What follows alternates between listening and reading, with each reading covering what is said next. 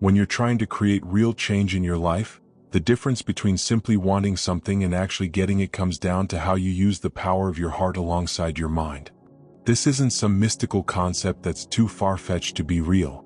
Scientists discovered something in 1991 that completely changed how we understand the human heart. Inside your heart are 40,000 specialized cells that function like tiny brains. These cells can think, remember, and learn independently without needing the brain in your head. The key difference is that your heart doesn't filter through the same mental barriers that trip up your mind every day, those voices of doubt, criticism, and fear you've heard since childhood. When you connect directly with your heart, answers come quickly and clearly. There's no long preamble or endless explanations. Your brain, on the other hand, can spend hours spinning in circles, full of doubts and thoughts that lead nowhere. Your brain excels at logic, but your heart operates differently and more directly. The magic happens when you combine both. When you harmonize heart and mind, you create a powerful connection that gives you direct access to your subconscious. This becomes the gateway to getting answers that nobody else can provide.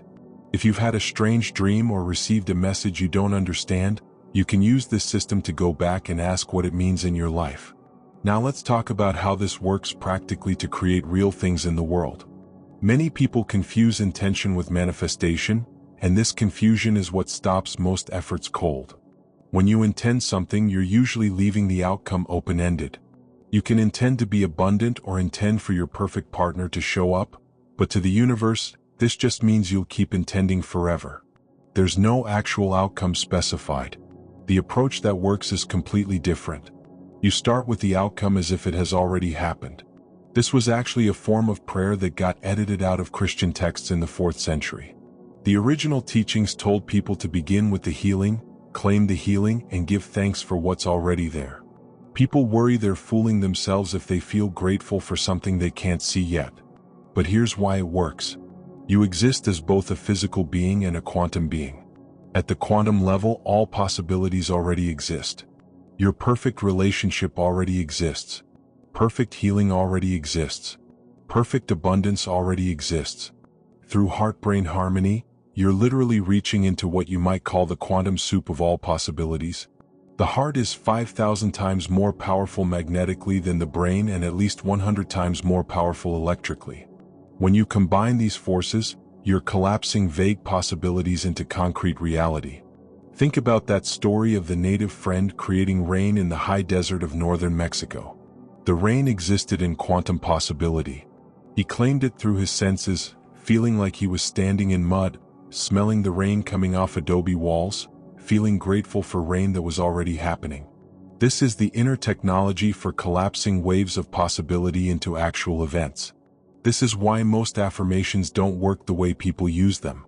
If you say, "I'm ready to manifest my perfect partner," the universe responds with, "Okay, you're ready." And you can stay ready for years because there's no completion built in. The resolution has to come in the outcome itself. The difference is quantum rather than linear. Instead of being open to something, you claim it as already occurred. Jesus taught his students to be surrounded by your desire, be surrounded by your joy so it can be fulfilled. The only way to be surrounded is for it to have already happened, to feel the feelings as if it's already there. What about people using this power for harmful purposes? Nature built in a failsafe. Whatever you claim, whatever you create, you experience in your own body and existence before it ever shows up in the world around you. If you're creating from cooperation, peace, love, and healing, you get to claim that for yourself too. But if someone tries to abuse this power to harm others, they'll experience that harm and it will destroy them before it impacts anyone else. This connects to recognizing which feelings are truly your own. When you harmonize heart and brain, you become empowered to go within and ask specific questions when there's no book to reference and everyone around you is giving different advice.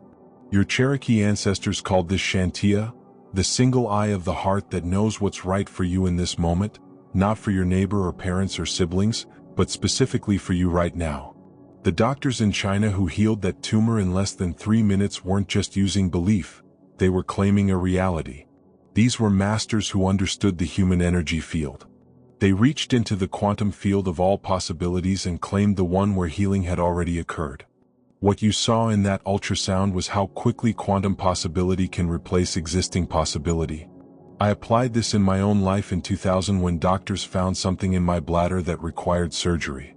I asked for 2 weeks and applied everything I'd learned. At the Mayo Clinic, when I woke up from what was supposed to be a procedure, the doctor asked why I was there. There was nothing to remove, no signs it had ever existed, no redness or scarring. He walked out confused because nothing in his belief system could accommodate what had happened. Rather than trying to apply this occasionally, the goal is to live it. You become a student for life, embracing wisdom from those who came before while marrying it with the best modern science. This creates a complete understanding that neither science nor spirituality could achieve alone. When people ask about maintaining vision for a higher dimensional reality, the answer is simple. Hold the vision that brings joy to your heart and makes your soul sing. We live in a three-dimensional world, but we also exist in other dimensions simultaneously. Some indigenous tribes spend more time in dream states than waking states, conducting tribal business, arranging marriages, and making decisions while lucid dreaming. We tend to tune out these other realities and isolate ourselves to just one. The challenge of awakening often feels lonely because not everyone around you understands this heart-mind connection. But everyone wakes up differently, just like we all wake up from sleep at different times and in different ways. You can't judge how awake someone else is based on choices in one area of their life when they might be completely tuned in elsewhere. The 3 most important things for moving forward once you've found your truth: live your truth, believe your truth, and trust your truth. The real test comes when you try to live what you know to be true in the presence of others who don't share those beliefs. This requires compassion, which comes at the end of a sequence. First, you need sympathy, recognizing someone's suffering. Then empathy, feeling that suffering with them. Finally, compassion, witnessing suffering without judgment and without getting lost in it yourself. This is where your greatest workshop exists, learning to be authentic in a world that doesn't always support your truth. When you know who you are spiritually, it becomes much easier to maintain that identity regardless of external pressure. Young people especially need this spiritual foundation so they don't become vulnerable to negative influences when their beliefs aren't supported in school or social settings. Science serves as a neutral language for understanding these principles without religious or mystical connotations. Science is only 300 years old, while spiritual understanding goes back over 5,000 years. We need every bit of information available because we're in uncharted territory. The marriage of science and spirituality creates wisdom greater than either could achieve alone, giving us the evolutionary edge not just to survive but to thrive. The Gospel of Thomas reveals powerful instructions that were removed from modern religious texts. This ancient gospel contains what are believed to be the actual words of Jesus, teaching people how to use the power of human emotion. 2 key verses show the same principle recorded multiple times because it was so important. Verse 106 says, "When you make the 2 thought and emotion one, you will say to the mountain, mountain, move away, and the mountain will move away." Verse 48 repeats this, "If the 2 make peace with each other in this one house," meaning you, the temple, "they will say to the mountain, move away, and it will move away." But these verses still don't explain how to actually do this. The missing piece comes from the original Aramaic translation of "ask and ye shall receive."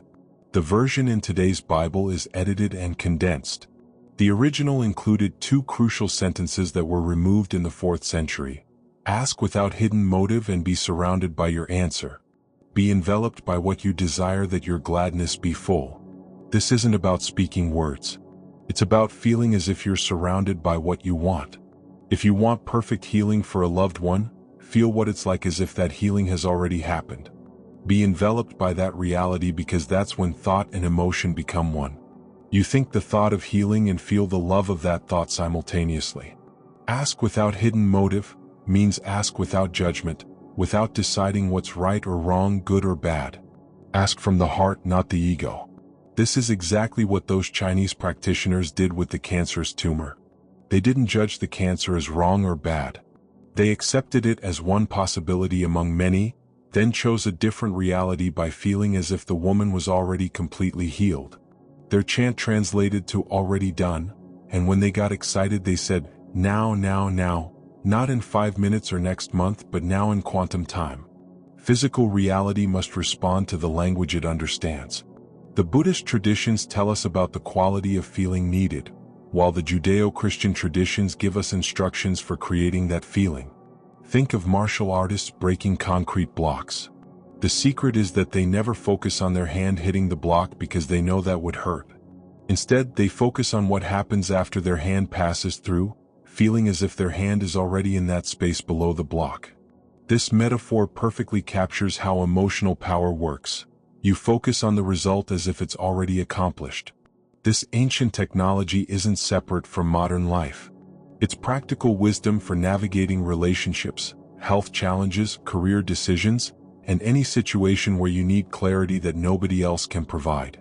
When you know how to harmonize your heart and brain, you become empowered to access answers that exist beyond the limitations of logic alone.